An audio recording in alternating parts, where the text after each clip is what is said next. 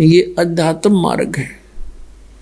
और जगत और भगत का इसी बात पर विरोध सदा रहा है कि जगत की जो रीतियां हैं वो भक्ति मार्ग में बाधक हैं और भक्त ने वो रीतियां त्यागनी पड़ती हैं, उन पर गहराई से विचार करना पड़ता है और वो रीति वो सब क्रियाएं समाज के विपरीत होती है।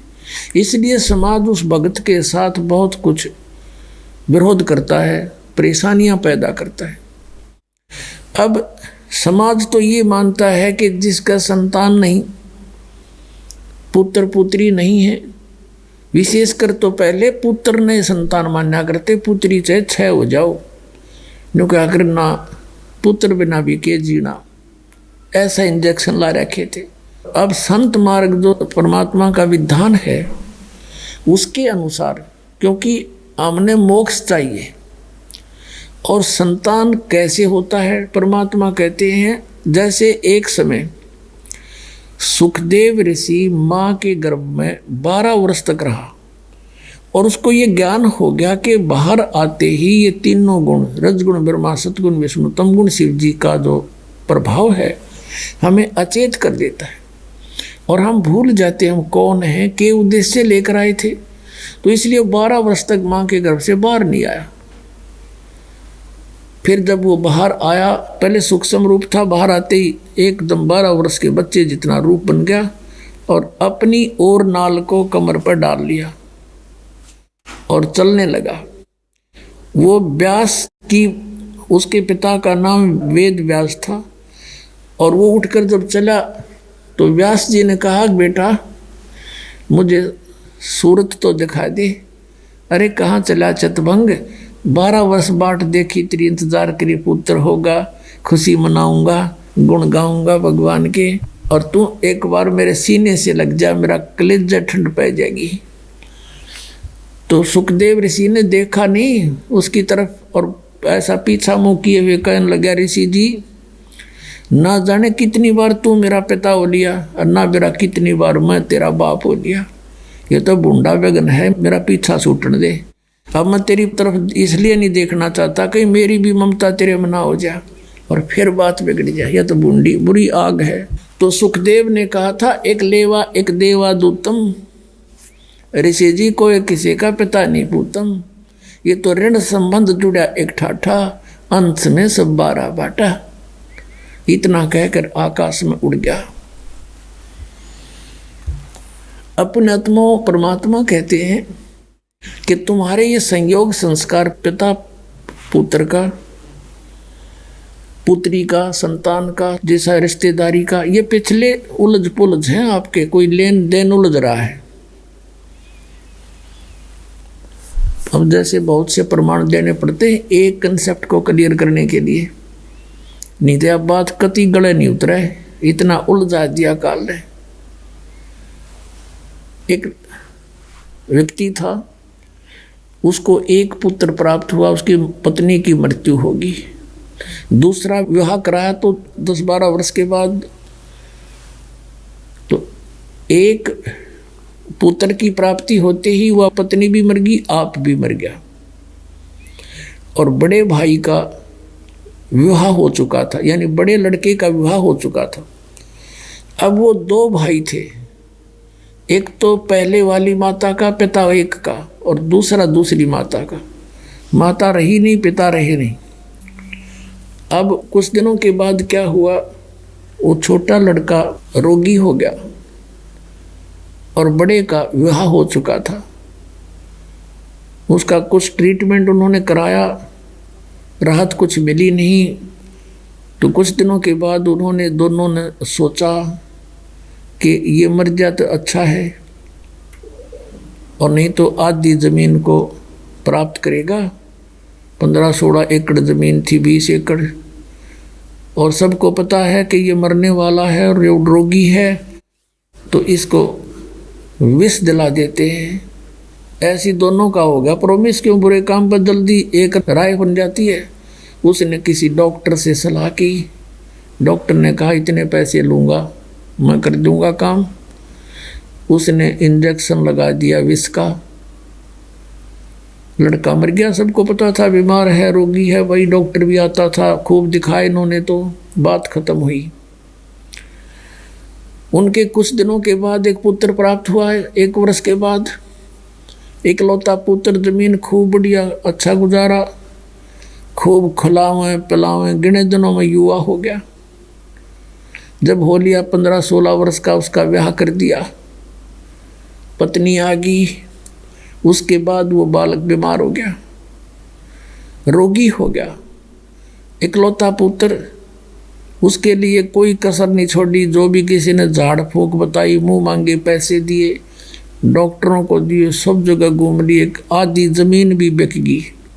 और लड़का बिल्कुल चारपाई पे चिपक गया, अस्थि पिंजर शेष रहा।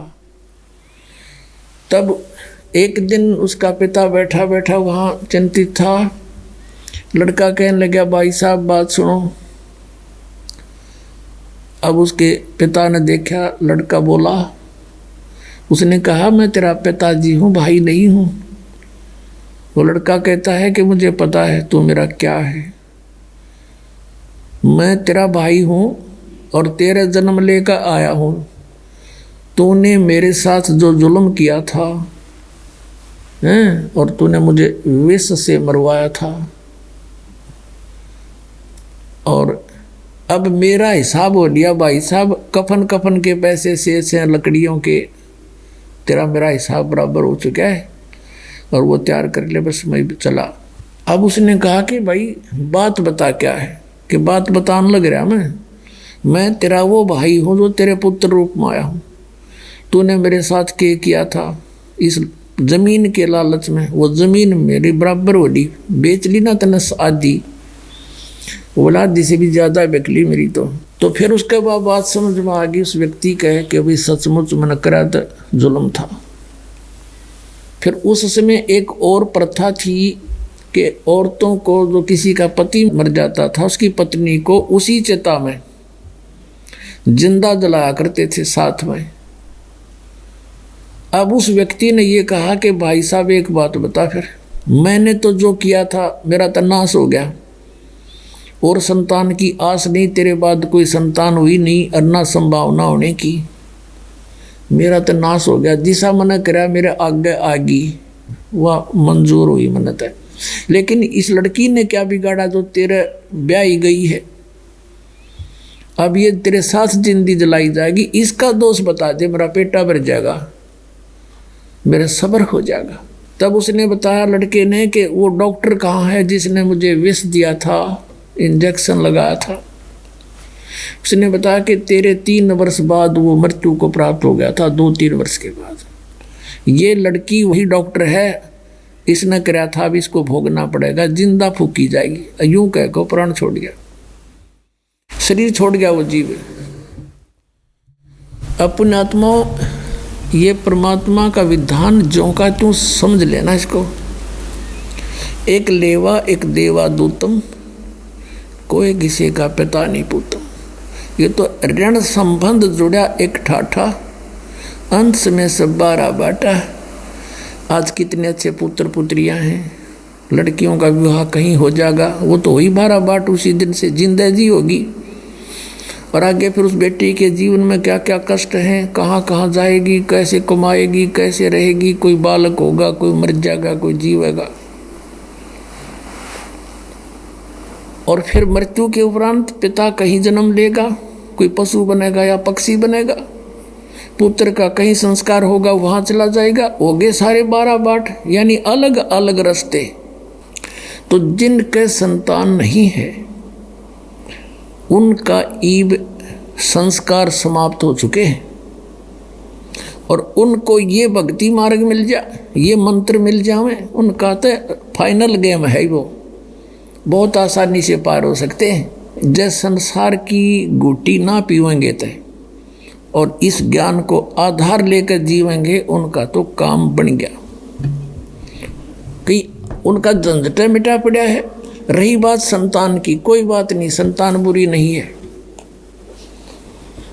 अब मालिक की शरण मिल गई, ये संतान है संस्कार से, अब ये संस्कार बदल देगा भगवान इनके। मान ले कुछ ऐसे संस्कार होते को बालक ने ऐसी गलती करनी होती,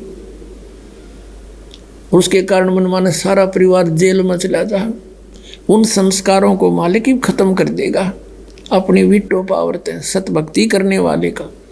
और ये सब संस्कार ही आपके पास बेटा बेटी जो भी हैं इनको भी नाम से जुड़वा दे, और फिर सारे सतलोक चले जाएंगे, सब बच्चे परमात्मा के। ये भी कोई दुख नहीं है, लेकिन इसी उद्देश्य से कि हमें संतान नहीं हुई, इस आग में नहीं जलना चाहिए, इस ज्ञान को आधार बना के। अब जैसे नीरू नीमा के बालक नहीं थे, संतान नहीं थी,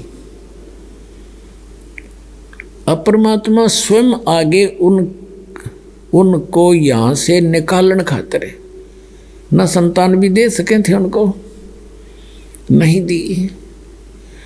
डॉक्टर वो चीज़ नहीं दे सकता मरीज ने जो उसके लिए रोग बढ़ा दे। अब हम आगे परमात्मा के ऑपरेशन थिएटर में, यदि आपने मोक्ष कराना है तो सतलोक आश्रम में आया करो, और तुमने संसारिक ही धन चाहिए तो यहाँ आने की जरूरत नहीं। और यहाँ आपको ये उद्देश्य लेकर आएगा हमारा पीछा छूटे सदा के लिए, तो जो संसारिक सुख है वो तो आपको रूंगे में दिए जाएंगे। रूंगे में कैसे? पुराने समय के शब्द हैं ये। हमारी दादी जी जैसे कोई आ जाता बेर बेचन या प्याज बेचन या कोई और टिंडे बेचन, तो उस गेहूं के बदले में न पूछा करते भाई कितनी बार देगा, तो जैसा भी देना होता उसने तो कह देता कि गेहूं के 2 बार दूंगा। एक तरफ गेहूं डाल दिए जाते, एक साइड में जैसे टिंडे, और उनके 2 बार तोल देता गेहूं के इक्विवेलेंट। फिर हमारी दादी क्या करती, भाई रूंगा और दे, रूंगा और बिना सौदे का कितना और दे, वो 2 टिंडे ठाकर और डाल देता है। नो कहती ना थोड़ा सा एक और डाल देता है, ले माई यू रूंगा। उसने रूंगा कहा करते यानी बिना सौदे का, वैसे फ्री में प्राप्ति। तो ये जो यहाँ संसारिक सुख है आपको, ये तो रूंगे में दिए जाएंगे आपको, ये सौदा तो अलग है यहाँ का।